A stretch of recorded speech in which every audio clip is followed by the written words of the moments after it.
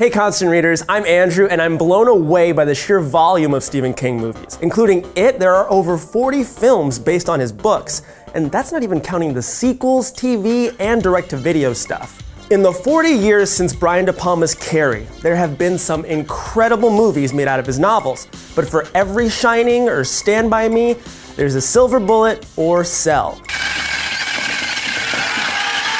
Even some of Hollywood's most talented filmmakers have had a hard time bringing King to the screen. And some of these movies have a bad rep that's not entirely deserved. So let's talk about some of the best, worst Stephen King movies. Starting with John Carpenter's Christine.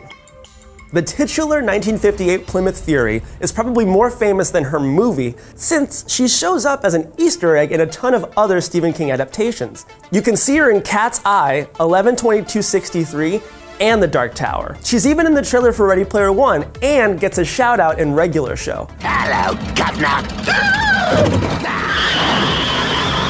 So, what's her deal? The film doesn't really explain it. She's been killing people literally since she rolled off the factory floor. Eventually, a nerdy kid named Arnie buys her rusty husk off of Old Man Marley. Her name's Christine. I like that. Next thing you know, the possessed car murders the bullies who messed with him and pretty much anyone else who gets in their way. Spoilers, it all ends in a car versus bulldozer brawl. Christine was Carpenter's follow-up to The Thing, which is a classic now, but at the time was a critical and financial failure. Carpenter needed a hit, so he jumped at the chance to adapt Stephen King's hot new novel about a haunted car. He wasn't really feeling it though. In interviews, he talks about how Christine was just a gig for him, but even phoning it in, Carpenter still delivers on the action and atmosphere. And his synthesizer score is right up there with some of the best of his classic soundtracks. The movie is decent enough on its own, but the awesome music definitely puts it over the top.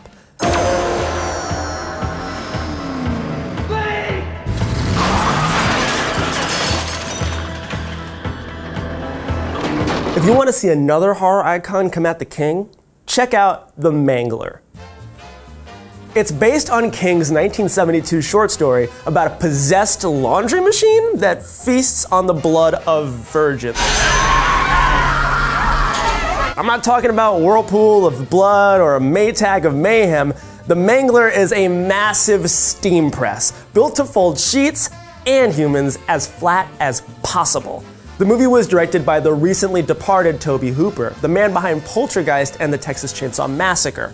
R.I.P. The original story is only a few pages long, so he had to get creative to fill in the runtime. First, he threw in a possessed refrigerator because honestly, why the hell not? I mean, if you've got any trouble fleshing out a screenplay, just throw in a haunted refrigerator.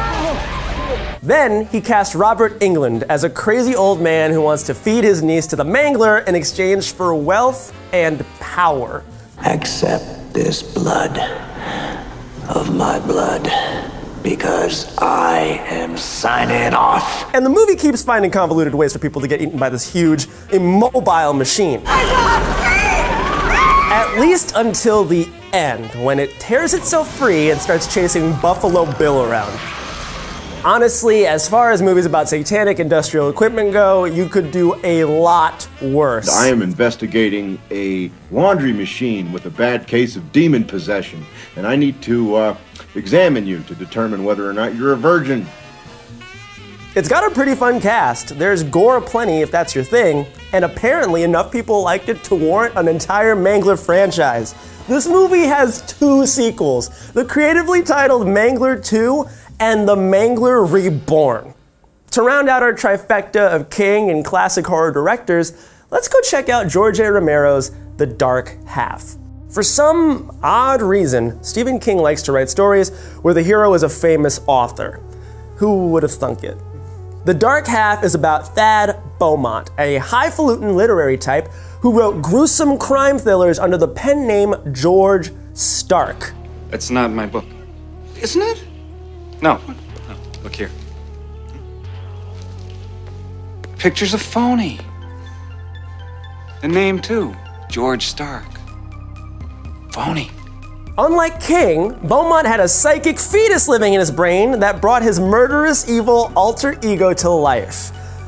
Other than that, they're pretty similar though. For years, King published some of his more twisted novels under the pen name Richard Bachman. And after The Secret was exposed, he wrote The Dark Half to explore his feelings about the whole ordeal. The movie was George Romero's second collaboration with King after the awesome horror anthology Creepshow.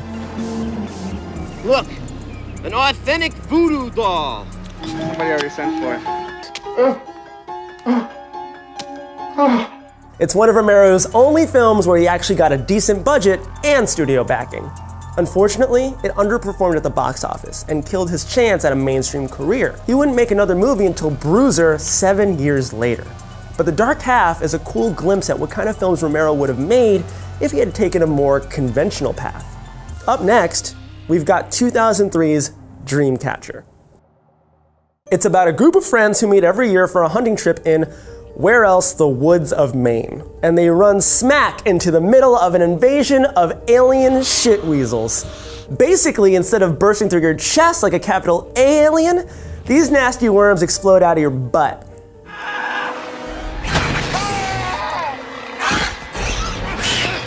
And things just get crazier from there. Lord, I will never drink again. Donnie Wahlberg plays the least convincing mentally handicapped character since Ben Stiller. Damian Lewis gets hilariously possessed by a smooth-talking alien intelligence, and we even get to see Morgan Freeman playing against type as a psychopathic soldier. Scout's on her. Stop your bloody lollipop! You just avoided a court-martial, boy. You ever lie to me again, you'll be facing a firing squad. The talent isn't just in front of the camera either. It's directed by Lawrence Kasdan. From Raiders to Empire to Jedi, this guy basically wrote my entire childhood. He did The Force Awakens too, and he's allegedly responsible for getting Lord and Miller's shit canned from the Han Solo movie. But he didn't write Dreamcatcher. That honor fell to William Goddamn Goldman, the Academy Award-winning writer of All the President's Men and The Princess Bride, two of my favorite movies. Inconceivable! And he even did the screenplay for Misery, one of the greatest King adaptations ever. So how did Dreamcatcher wind up such a disaster? This one probably has more to do with the source material. It's the first novel King wrote after he was hit by a van in 1999. He was in so much pain that he wrote the entire novel in cursive because it hurt too much to type.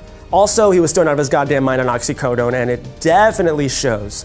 But if you're a fan of the over-the-top, unrestrained madness of King at his kookiest, you've got to see Dreamcatcher. We're hopeless. We're dying. Actually, if you want to see King's insanity in high gear, look no further than Maximum Overdrive.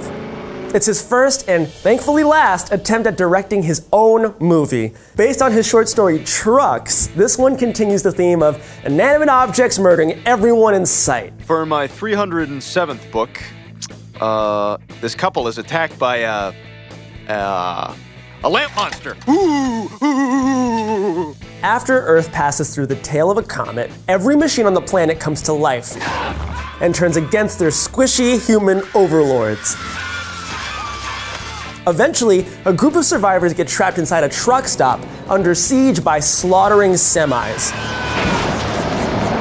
Emilio Estevez stars alongside a cast of pure 90s perfection.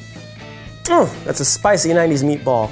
You got Pat Hingle, basically the worst Commissioner Gordon ever. Giancarlo Esposito shows up to get owned by an arcade machine.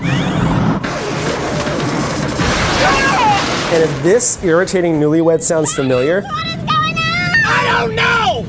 that's Yardley Smith, just a year before she was cast as Lisa Simpson. If anyone wants me, I'll be in my room. Maximum Overdrive is a hilarious experience as long as you don't take it super seriously. Where else can you see a little leaguer crushed by a steamroller, a guy beaten to death by a soda machine, or an ATM call Stephen King an asshole? This machine just called me an asshole. Look, If the AC/DC soundtrack or the giant Green Goblin mask on the main evil truck didn't clue you in, this film's tongue is firmly planted in its cheek. King is a pretty self-deprecating guy, and he's got a good sense of humor about his books and their wildly inconsistent adaptations, unless you're talking about The Shining. So far, it is blowing everyone away, and when the dust settles, it might find a place alongside the best Stephen King movies. I can't say the same for these 5 films, but down here, they float too. Hey guys, I hope you enjoyed this awesome collection of movies that you might not have heard of. We here love terrible but awesome movies, and I just want to know what your favorite movies are. I'm talking about the best, worst movies, and maybe, just maybe, we'll talk about them later. As always, please subscribe to Now This Nerd, and be careful if a clown approaches you in a sewer. Later.